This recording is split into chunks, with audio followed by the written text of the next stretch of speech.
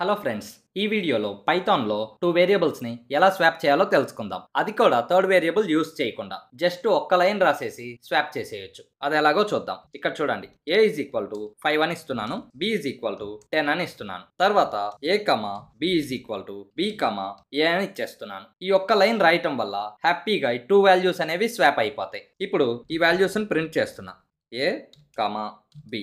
ఇప్పుడు అవుట్పుట్ చూద్దాం.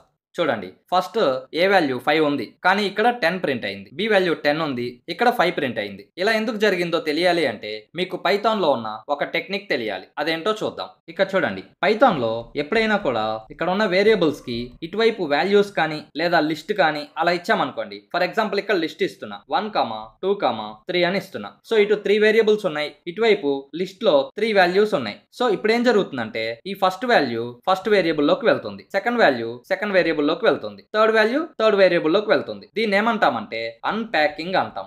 అంటే మనం ప్యాకింగ్ చేసుకుంటాం కదా జనరల్ గా ఎటైనా వెళ్ళేటప్పుడు, మళ్ళీ అన్ప్యాక్ చేసేస్తాం కదా, అలాగే ఇక్కడ కూడా లిస్ట్ అనేది ఒక ప్యాకింగ్ లాగా అనమాట. దీంట్లో ఉన్నది అన్ప్యాకింగ్ జరిగి ఇక్కడ ఉన్న వాటికి అసైన్ అవుతుంది. ఇలా లిస్ట్ లాగా ఇవ్వకుండా డైరెక్ట్ గా వాల్యూస్ లాగా ఇచ్చామనుకోండి, అప్పుడు ఏం జరుగుతుందంటే ఇది ట్రిపుల్ లాగా కన్వర్ట్ అవుతుంది ఆటోమేటిక్ గా. అప్పుడు దీంట్లో ఉన్న ఒక్కొక్క వాల్యూ ఇటువైపు ఉన్న వాటికి అన్ప్యాకింగ్ జరుగుతుంది. అలాగే ఇక్కడ b, a అనేది డైరెక్ట్ గా ఇచ్చేసాం. సో ఫస్ట్ ఇది ట్రిపుల్ లాగా కన్వర్ట్ అవుతుంది.